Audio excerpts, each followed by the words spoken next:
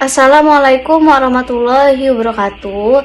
Selamat pagi kepada Ibu dosen sebagai pengampu mata kuliah akuntansi biaya 2. Perkenalkan, saya Dinda Rizky Harahap, NIM 2016201202.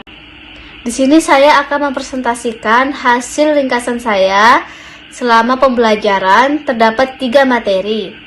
Ada 3 materi pembahasan yang sudah dirangkum. Yang pertama, activity basic costing. Yang kedua, hubungan biaya, volume, dan laba. Dan yang ketiga, biaya pemasaran. Pembahasan pertama, ABC, activity basic costing, terbagi menjadi 5. Yang pertama, sejarah activity basic costing. Yang kedua, definisi. Yang ketiga, syarat penerapan sistem activity basic costing. Yang keempat, manfaat ABC atau activity basic costing. Yang kelima, terbagi menjadi 2, traditional costing dan ABC atau activity basic costing. Langsung ke pembahasan yang pertama tentang sejarah activity basic costing atau yang disingkat dengan ABC. Pembahasan pertama tentang sejarah activity basic costing tahun 1990 untuk menghitung objek cost dengan mengkalikan kuantitas aktivitas yang dikonsumsi dalam setiap cost objek dengan tarif biaya aktivitas. Difokuskan untuk mengurangi biaya melalui pengolahan biaya aktivitas. Pembahasan yang kedua tentang definisi activity basic costing. ABC atau yang disingkat dengan ABC adalah pembebanan aktivitas-aktivitas berdasarkan besarnya pemakaian sumber daya dan membebankan biaya pada objek biaya, seperti produk atau pelanggan, berdasarkan besarnya aktivitas serta mengukur biaya dan kinerja aktivitas yang terkait dengan proses dengan objek biaya. Pembahasan yang ketiga tentang syarat penerapan sistem ABC atau Activity Based Costing. Perusahaan layak untuk menerapkan sistem Activity Based Costing ini jika memenuhi beberapa syarat di bawah ini. Yang pertama, setiap produk yang dihasilkan perusahaan memiliki proses produk yang berbeda-beda. Yang kedua, perusahaan memiliki diversifikasi produk atau produk varian. Yang ketiga, perusahaan menggunakan fasilitas yang sama dalam proses produk diversifikasi tersebut. Yang keempat, perusahaan banyak menggunakan mesin dalam proses produksi. Yang kelima, perusahaan termasuk ke dalam kategori perusahaan padat modal. Pembahasan yang keempat tentang manfaat Activity Based Costing System. Memperbaiki mutu pengambilan keputusan, membantu mengidentifikasi ketidakefisienan yang terjadi dalam proses produksi, membantu mengendalikan biaya atau terutama BOP. Pembahasan selanjutnya terbagi menjadi 2. Yang pertama, traditional costing dan ABC. Traditional costing menyajikan biaya produksi kurang akurat, tidak dapat mengalokasikan ke produk cost secara adil, terfokus pada performa keuangan jangka pendek, tidak dapat diandalkan untuk penentuan harga dan profitabilitas produk. Activity Based Costing terbagi menjadi 4. Yang pertama, menyajikan biaya produksi yang akurat. Yang kedua, mengalokasikan biaya overhead secara adil. Yang ketiga, memfokuskan pada biaya, mutu, dan faktor waktu.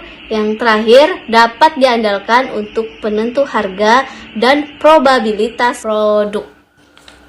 Masuk lagi ke pembahasan hierarki biaya, terbagi menjadi 4. Yang pertama, output unit level atau biaya untuk setiap unit. Yang kedua, batch level atau biaya untuk setiap kelompok unit tertentu. Yang ketiga, produk atau service sustaining level atau biaya untuk setiap produk atau jasa tertentu.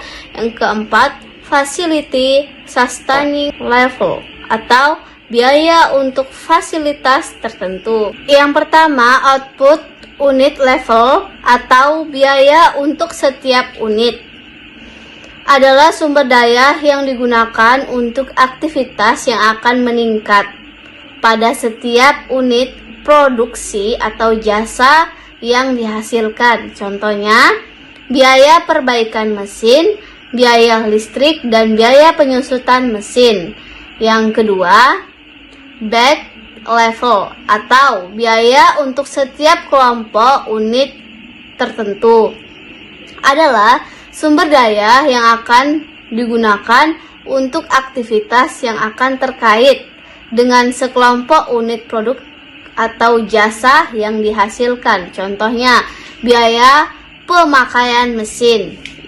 Yang ketiga, produk atau service sustaining level atau biaya untuk setiap produk dan atau jasa tertentu adalah sumber daya yang akan digunakan untuk aktivitas menghasilkan suatu produk dan jasa. Contohnya, biaya desain, biaya pembuatan prototipe. Selanjutnya, contoh perhitungan dengan sistem IBC. Perusahaan XYZ yang selama ini menggunakan sistem tradisional untuk menghitung biaya tidak langsung. Tahap 1.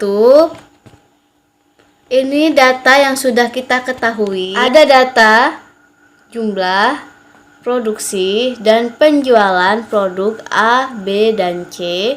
Produk data ada 3, produk A, produk B, dan produk C. Di data ini ada jumlah produksi dan penjualan, penggunaan BB, BBB langsung, jam kerja buruh, jam kerja mesin, BTKL, dan BOP. Selama ini perusahaan menggunakan sistem pembebanan biaya overhead pabrik atau BOP dengan pendekatan sistem tradisional berdasarkan jumlah jam kerja tenaga kerja langsung. Sehingga biaya overhead pabrik dihitung dengan membagi total biaya overhead pabrik dengan total jumlah jam kerja tenaga kerja langsung, yaitu tarif BOP. Pencariannya sama dengan tarif BOP atau biaya overhead pabrik dibagi total jumlah jam tenaga kerja langsung sama dengan 337 juta, 500.000 dibagi 337.500 sama dengan 1000 per jam tenaga kerja langsung. Pembahasan selanjutnya dengan metode tradisional, maka total biaya produksi dan biaya produksi per unit adalah sebagai berikut. Nama produk, bahan baku. Produk A 300 didapat dari BBB langsung kali 10 didapat dari penggunaan BB dikali 90.000 didapat dari jumlah produksi dan penjualan,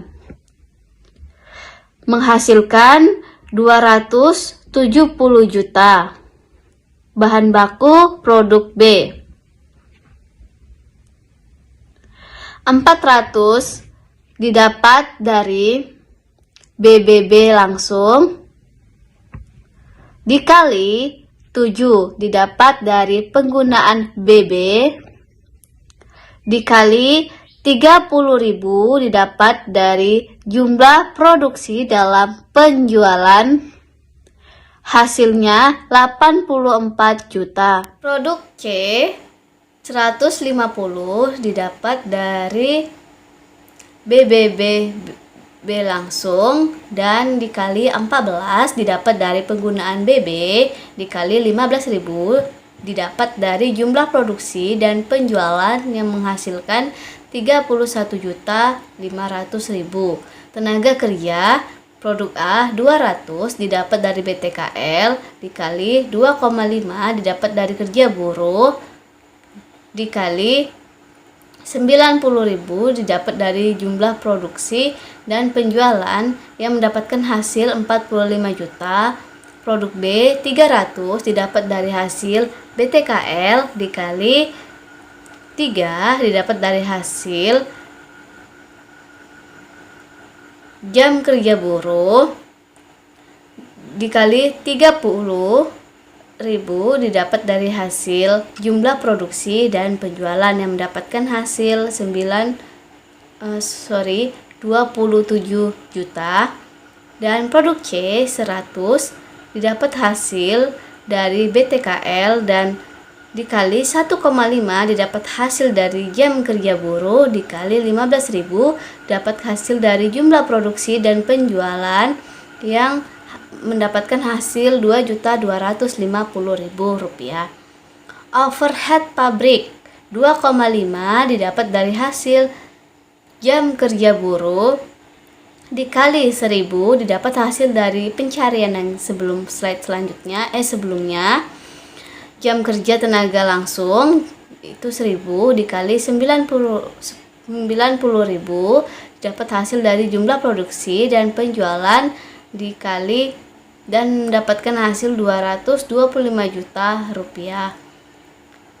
Produk B 3 didapat dari hasil jam kerja buruh dikali 1.000 dapat hasil dari jam tenaga kerja langsung yang mendapatkan kali 30.000 yang didapatkan dari jumlah produksi dan penjualan hasilnya 90.000. Begitu dengan produk C. Dan langsung masuk ke total. Produk A 540 juta, produk B 201 juta, produk C 56.250.000, unitnya 90.000, produk A, produk B 30.000, produk C 15.000. Biaya per unit produk A 6.000, produk B 6.700, produk C 3.750. Lanjut tahap kedua, tujuan dari penerapan ABC atau Activity Based Costing di perusahaan XYZ adalah untuk melakukan penetapan harga untuk tahap awal. Penerapan ABC, manajemen memutuskan untuk melakukan pada level moderat. Sehingga diperlukan data tentang aktivitas perusahaan dan jumlah yang tidak terlalu detail. Tahap 3, manajemen melakukan penelaahan atas proses produksi dari wawancara dengan bagian produksi. Dapat diketahui bahwa aktivitas dalam proses produksi terdiri dari kegiatan sit-up, proses mekanisasi dengan mesin, melakukan penerimaan, melakukan pengepakan, dan proses engineering. Sedangkan jumlah aktivitas adalah sebagai berikut. Jumlah kali produksi, produk A 5, produk B 10, produk C 50, totalnya 65. Jumlah penerimaan produk A 50, produk B 70, produk C 700, dan totalnya 820. Jumlah penerimaan produk A 18, produk B 7, produk C 50, dan totalnya 75.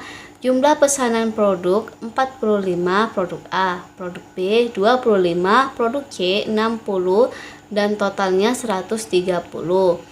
Tahap 4, menghubungkan biaya tidak langsung dengan aktivitas sehingga dapat dihitung tarif per unit untuk setiap dasar alokasi yang digunakan untuk membebankan biaya tidak langsung. Pertama, dilakukan proses perhitungan kembali biaya berdasarkan kegiatan tersebut sehingga diperoleh informasi sebagai berikut. BOP sit up jumlahnya Rp7.500.000, mekanisasi jumlahnya Rp100 juta, penerimaan jumlah Rp90 juta, pengepakan jumlahnya Rp65 juta, engineering jumlahnya Rp75 juta, total Rp337.500.000. Hubungan antara aktivitas sit up dilihat dari berapa kali jumlah kali produksi, dan mekanisme dilihat dari berapa kali jumlah JKM atau jam kerja mesin. Penerimaan dilihat dari berapa kali jumlah penerimaan, pengepakan dilihat berapa kali jumlah pengiriman, dan engineering dilihat berapa kali jumlah pesanan produk atau produk. Total biaya overhead pabrik yang dibebankan untuk setiap produk. Tarif biaya sit up sama dengan total biaya sit up dibagi total jumlah kali produksi. 7.500.000 dibagi 65 sama dengan 115.384,6 kali produksi. Tarif biaya mekanisasi sama dengan total jumlah biaya mekanisasi dibagi total jumlah jam kerja mesin sama dengan 100 juta dibagi 652.500 dengan hasil 153,25 jam kerja mesin. Tarif biaya penerimaan sama dengan total jumlah penerimaan dibagi total jumlah penerimaan dengan hasil 90 juta dibagi 820 sama dengan 109.756 penerimaan. Tarif biaya pengepakan sama dengan total biaya pengepakan dibagi total jumlah pengiriman sama dengan 65 juta dibagi 75 sama dengan 866.666 pengiriman. Tarif biaya engineering sama dengan total biaya engineering dibagi total jumlah pesanan, hasilnya 75 juta dibagi 130 dengan hasil 576.923. Tahap 5, menghitung biaya tidak langsung yang dibebankan pada setiap objek biaya. Biaya tidak langsung yang dibebankan ke objek biaya. Biaya BOP sit up kuantitasnya 5, rate-nya 115.384,6, totalnya 576.923,0. Mekanisasi kuantitasnya 5 dikali 90.000 didapat dari hasil yang sebelumnya. Rate-nya 153.000,25, totalnya 68.962.500. Penerimaan kuantitasnya 50, rate-nya 109.756,1, totalnya 5.487.805. Biaya BOP pengepakan kuantitas 18, rate-nya 866.666, totalnya 15.600.000. Engineering kuantitasnya 45, rate-nya 576.9,923, totalnya 25.961.539, totalnya 116.588.767. BOP yang dibebankan rate-nya 90.000 unit dan totalnya 1.295 per unit.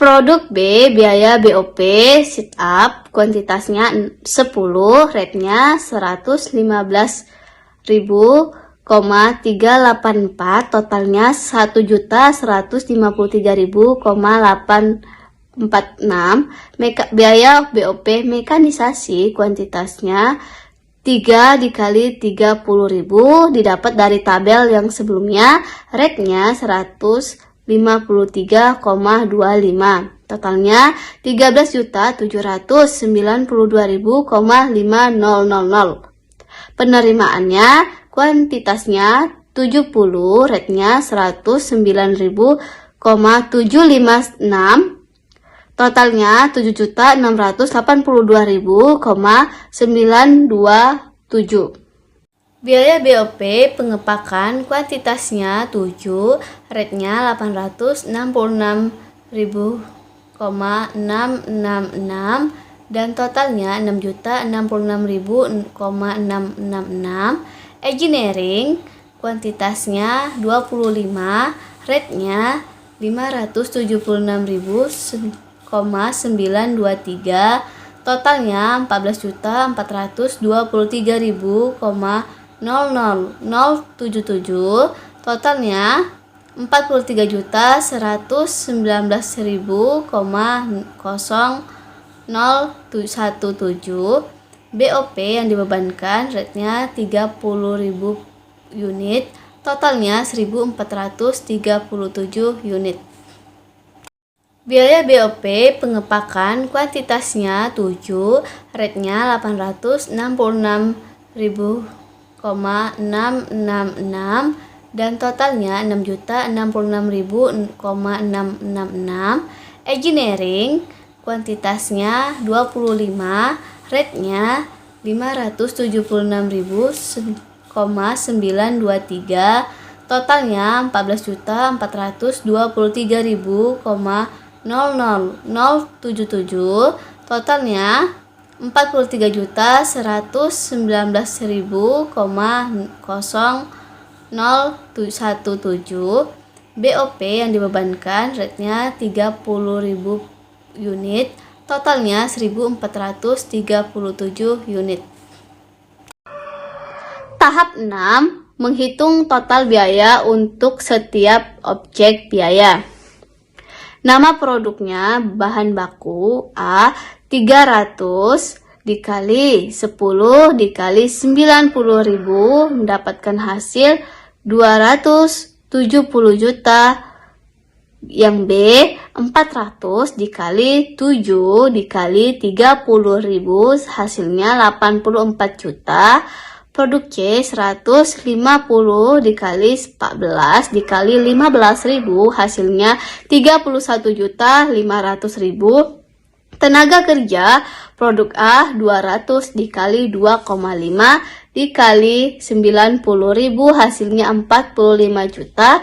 Produk B 300 dikali 3 dikali 30.000 sama dengan 27 juta. Produk C 100 dikali 1,5 dikali 15.000 hasilnya 2.250.000. Overhead produk A 116.500.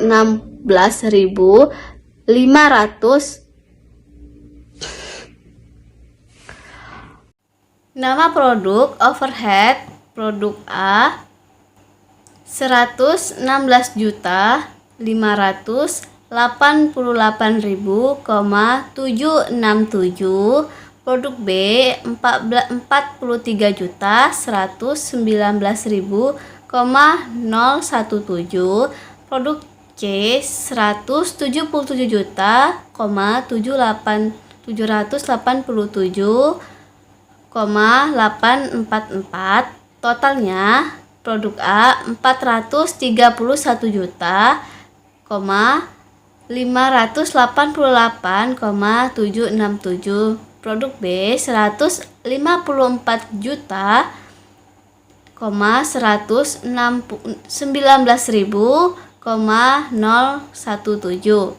Produk C 211 juta, 537.084. Unitnya produk A 90.000, produk B 30.000, produk C 15.000, dan biaya per unit 4.795, produk B 5.137,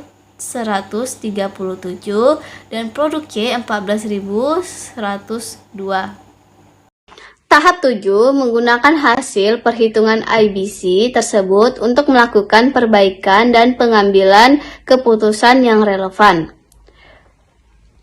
Dengan hasil perhitungan di atas dapat dibandingkan hasil perhitungan biaya dengan menggunakan sistem tradisional dan sistem IBC. Nama produk unit, produk A 90.000, produk B 30.000, produk C 15.000. Nama produk biaya per unit tradisional yang produk A 6.000, produk B 6.700, produk C 3.750. Biaya per unit 4.795, produk B 5.137, produk C 14.102. Telah terjadi undercosting atau pembebanan biaya terlalu rendah pada produk C dan overcosting atau pembebanan terlalu tinggi pada produk A dan produk B. Materi selanjutnya tentang hubungan biaya, volume, dan laba terbagi menjadi 5. Kita masuk ke materi asumsi-asumsi dasar. Pembahasannya asumsi-asumsi dasar. Yang pertama, perubahan dalam volume produksi atau penjualan adalah penyebab tunggal atas perubahan biaya dan pendapatan. Yang kedua, biaya total terdiri dari biaya tetap dan biaya variabel. Ketiga, pendapatan dan biaya berperilaku dan dapat disajikan secara grafik sebagai fungsi linear atau garis lurus. Yang keempat, harga jual biaya variabel per unit dan biaya tetap semuanya diketahui dengan konstan. Yang kelima, dalam banyak kasus hanya satu produk tunggal akan dianalisis. Jika banyak produk dianalisis, proporsi penjualan relatif produk-produk tersebut diketahui konstan. Selanjutnya, nilai waktu dari uang diabaikan. Pembahasan yang kedua tentang titik impas atau break-even point. Titik impas adalah titik kegiatan atau volume penjualan di mana total pendapatan atau revenue sama dengan total beban atau expense, yakni tidak berlaba ataupun rugi atau hongren. Titik impas adalah titik di mana total pendapatan sama dengan total biaya, yaitu titik di mana laba sama dengan 0 atau hongren dan move-in. Analisis CVP atau Cost Volume Profit memfokuskan pada berbagai faktor yang mempengaruhi perubahan komponen laba. Biaya variabel adalah semua biaya yang meningkat akibat lebih banyak unit yang terjual, termasuk bahan langsung, tenaga kerja langsung, overhead variabel, dan biaya penjualan, serta administrasi variabel. 2. Metode margin kontribusi. Metode ini disebut metode laba marginal, sama dengan penjualan dikurangi semua beban variabel. Pada titik impas, margin kontribusi sama dengan beban tetap. Apabila mensubstitusi margin kontribusi per unit untuk harga dikurangi biaya variabel per unit pada persamaan laba operasi dan memperoleh jumlah unit dengan rumus jumlah unit sama dengan biaya tetap bagi margin kontribusi per unit. Maka contoh soal yang dapat diselesaikan jumlah unitnya misalnya 45.000 dibagi 400 dikurang 325 menghasilkan 600 unit. Ke pembahasan selanjutnya, analisis multiproduk.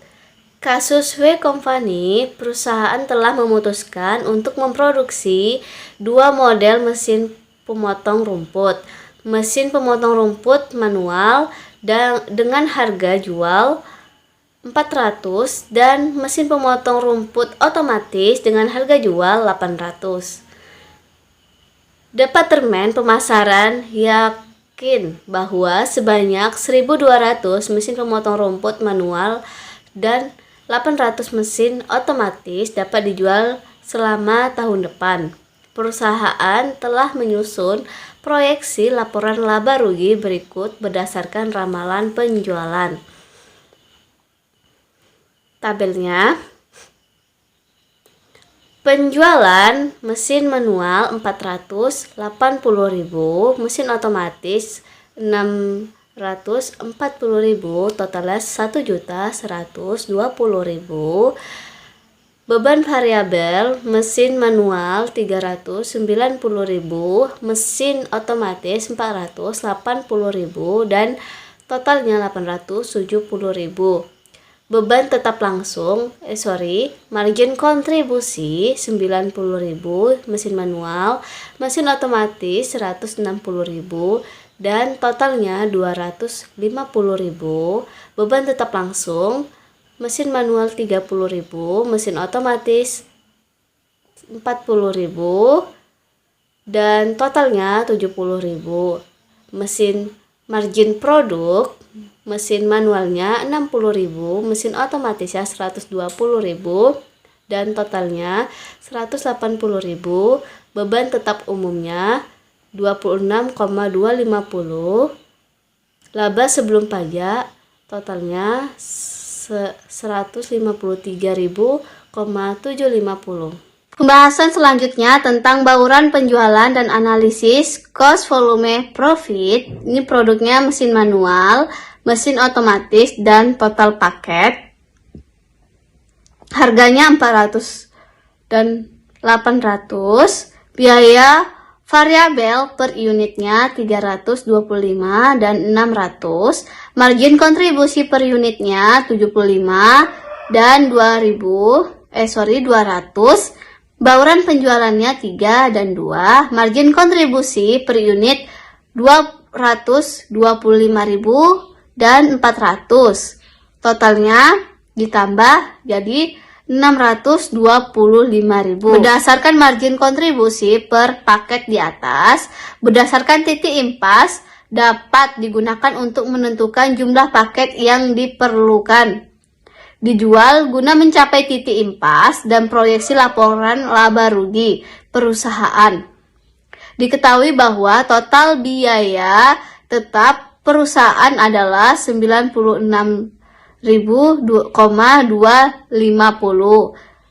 Jadi titik impasnya adalah paket impas sama dengan biaya tetap dibagi margin kontribusi sama dengan 96.250 dibagi 625 sama dengan 154 paket. Masuk ke materi yang ketiga, biaya pemasaran. Yang pertama, pengertian biaya pemasaran. Pengertian biaya pemasaran, arti sempit. Biaya pemasaran adalah biaya yang dikeluarkan untuk menjual atau membawa produk ke pasar. Arti luasnya, biaya pemasaran adalah meliputi semua biaya yang terjadi sejak saat produk selesai diproduksi dan disimpan dalam gudang sampai produk tersebut diubah kembali ke dalam bentuk uang tunai. Yang kedua, penggolongan biaya berdasarkan kegiatan yang dilakukan. Biaya pendapatan pemesanan atau order getting cost Semua biaya yang dikeluarkan dalam usaha memperoleh pesanan, contohnya biaya salesman, komisi, dan advertensi. Biaya memenuhi pesan atau order filling cost, semua biaya yang dikeluarkan untuk mengusahakan agar produk sampai ke tangan pembeli, dan biaya-biaya untuk mengumpulkan uang dari membeli, contohnya biaya pembungkusan. Yang ketiga, penggolongan biaya berdasarkan fungsinya. Fungsi penjualan. Fungsi ini terdiri dari kegiatan untuk memenuhi pesanan yang diterima dari pelanggan, contohnya gaji salesman, bonus, komisi, dan biaya perjalanan.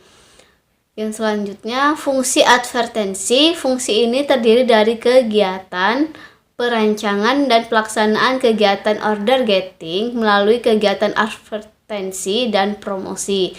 Contohnya gaji karyawan, advertensi, biaya iklan, dan biaya promosi, dan lain-lain.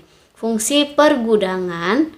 Fungsi ini terdiri dari kegiatan penyimpanan produk jadi untuk dijual, contohnya gaji karyawan, gudang, dan sewa gudang.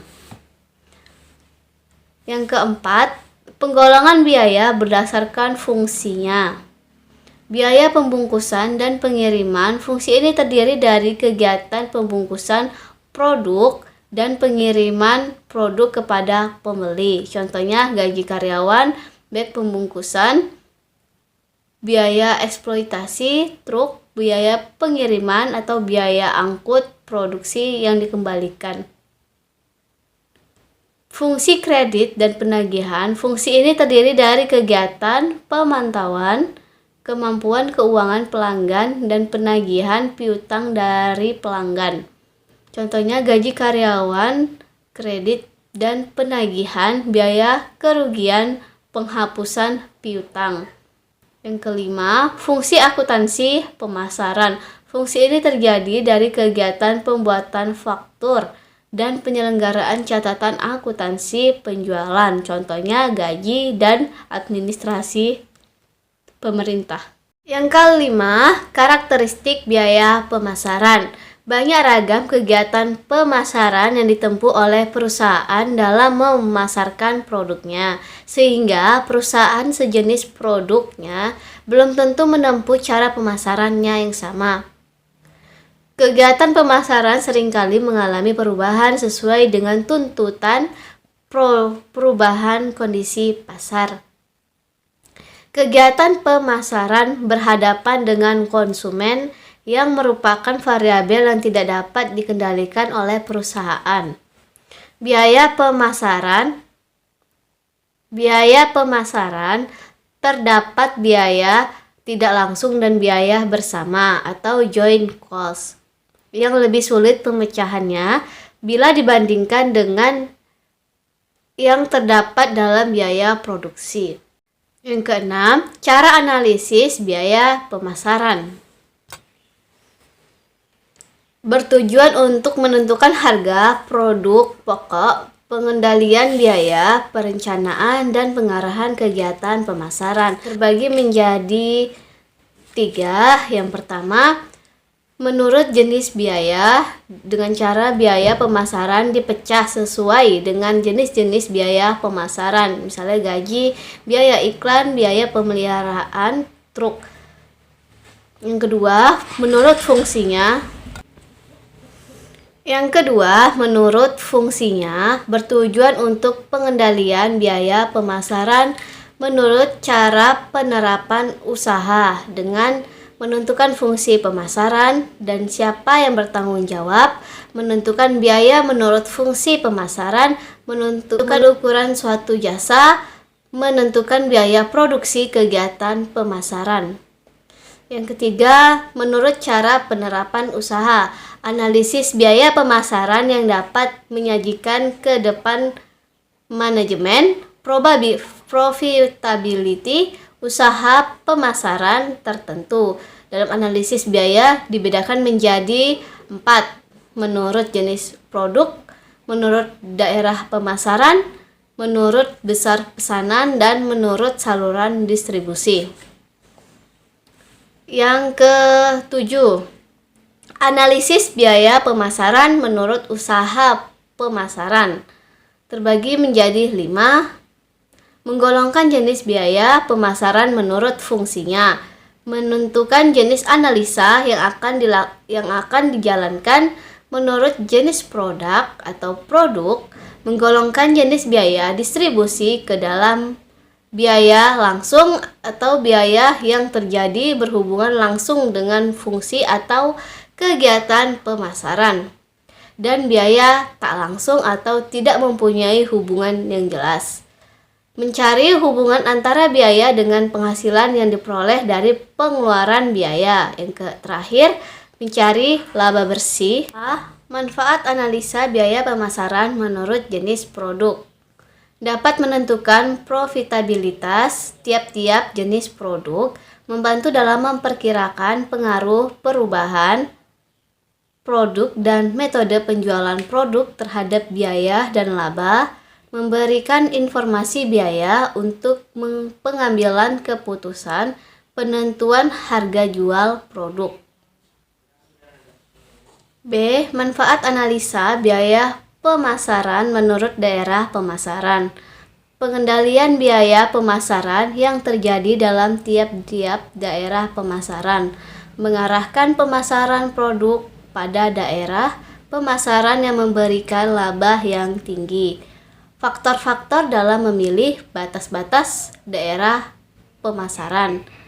A. Daerah pemasaran hendaklah tidak terlalu luas agar tidak terjadi biaya pemasaran dengan yang terlalu tinggi di daerah tertentu, dikomposisi dengan biaya rendah di daerah pemasaran yang lain. B. Daerah pemasaran yang ditentukan hendaknya memungkinkan dilakukannya analisis hasil penjualan dan biaya. C. Daerah pemasaran yang dipilih hendaklah menunjukkan potensi pemasaran. C. Manfaat analisa biaya pemasaran menurut besar pesanan. Besar pesanan atau order size sangat erat hubungannya dengan menguntungkan tidaknya pesanan dari pelanggan. Dengan analisis tersebut kemungkinan dapat ditunjukkan bahwa sebagian besar pesanan yang diterima pelanggan menyebabkan perusahaan mengeluarkan biaya yang jumlahnya lebih besar dari laba kotor yang diperoleh. D. Manfaat analisa biaya pemasaran menurut saluran distribusi. Dapat digunakan untuk mengetahui sebaran pesanan masing-masing distribusi yang ada. Terima kasih.